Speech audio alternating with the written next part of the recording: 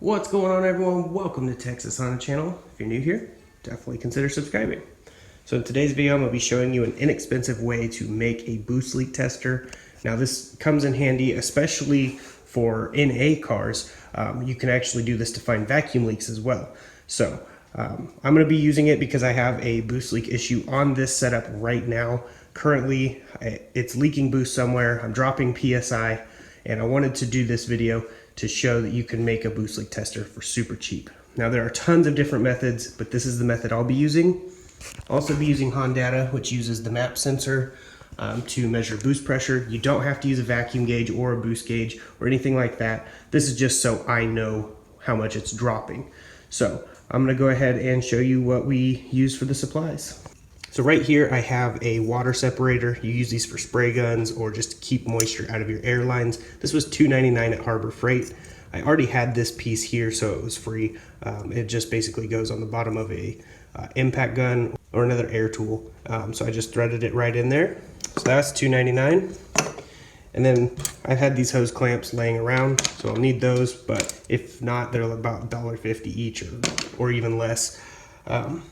And then I have this coupler right here that was sent by a subscriber. So thanks again for this coupler.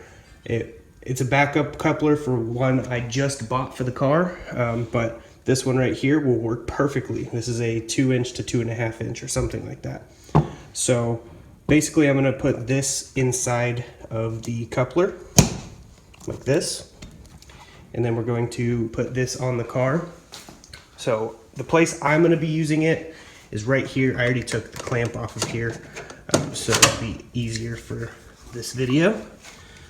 Basically, I'm going to be putting this right here, clamping it down, and then with my air compressor over here, I'm going to be controlling the inlet pressure using this regulator here, so that way we're not pushing all of the PSI of the air compressor in. We can actually control it and keep it at a steady level. So I'm going to go ahead and put these clamps right there on here, tighten it all down, and then we'll go from there. So let's do this.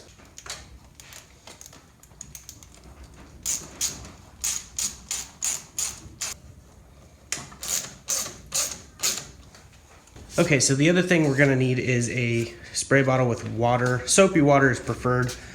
So if you're doing it for the non-turboed application, you're obviously gonna be doing it up here on the intake pipe, and you'll want to spray around everywhere after you put pressure in it, and wherever you see bubbles starting to really come out, that's where your vacuum leak would be. It also works on supercharged vehicles as well, because I did it on my supercharged Civic that was on this channel. So for this turbo application, I know that it's leaking over in that direction, not on this side, but I'm going to show you how to spray it and how we're doing this. So I'm basically just gonna take this end. Now this end on mine actually leaks a little air out whenever it's pushed on. So what I'm gonna do is I'm just gonna use my hoodie, cover it up so that it's not making air leaking noises from right here. So I'll show you that real quick.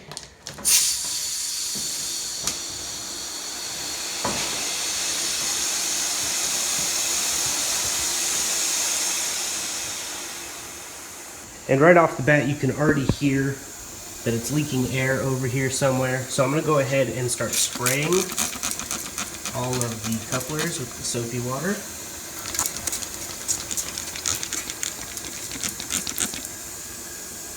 There's no bubbles. I'm gonna spray right here so you can see. Nope, no bubbles there.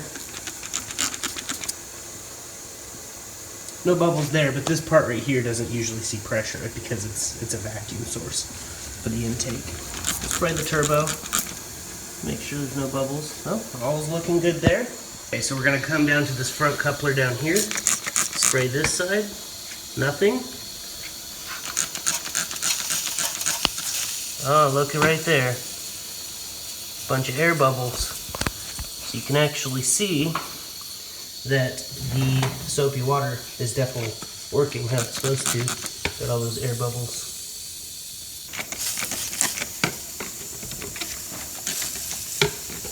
Okay, so it's definitely leaking there. We'll try this side over here. No air bubbles.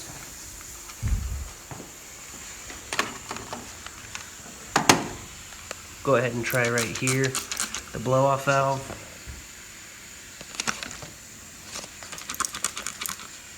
No air bubbles there. Try up here. The only air bubble is from the air adjuster, but it's done that on every single vehicle I've ever tried this on. So I'm sure you could pull that out, put some gasket sealer around it, and tighten it back in, and it would be good. You can see where the TPS is, the throttle sensor. It is bubbling up there. There is a gasket that goes there that probably needs replaced, but that could cause a small, very small drop in boost pressure. And as you can see, it says we're at 2.7 psi. So what I'm going to do is I'm actually going to go ahead and hold this clamp and see if that goes up any. Yep. 3.4 psi. As soon as I let go, it's dropping down. So that is definitely where the boost leak's coming from. Now you can also check, like I said, for the naturally aspirated cars. This is a good time to spray intake gasket, throttle gasket around pretty much everywhere, just so you know if you're getting any boost leaks or vacuum leaks. There is a vacuum leak right there, which would be a small boost leak. That's easy to fix as well. Since this is the Skunk 2, this can actually come out, and I'll probably just put some gasket maker around there and it'll be good to go. So everything else looks pretty good, just a couple little spots, nothing too major right there. That coupler definitely needs fixed. I probably got to get a new T-clamp. So now we know where the boost leak is. So it's a pretty simple, cheap trick to finding vacuum leaks or boost leaks. As long as you have a good air hose, it won't leak right here. So that way you can actually listen a little better and see where that noise is coming from. Better help pinpoint it. But just spraying everything with soapy water works great. So it's good to know the blow-off valve's not leaking. I was actually curious about that. And the couplers down here, I didn't show you, but I sprayed those as well. They're not leaking, and everything seems pretty solid. So it's just that up front, which isn't a big deal. I'm gonna go ahead, put the air filter back on here, and then we'll go over some stuff. But yeah, in the next video, I do plan on putting the 8 psi spring in. I was trying to get this boost leak kind of figured out before then, but I think that clamp's just bad. I tightened it up. It's not leaking now, but it might have issues in the future. We'll see what happens. But I'm gonna be putting the 8 psi spring in for sure in the next video. I also have some really cool news about the Pilot. It's a performance part for the Pilot. It's gonna be super awesome. I'm super excited for that, so definitely stay tuned.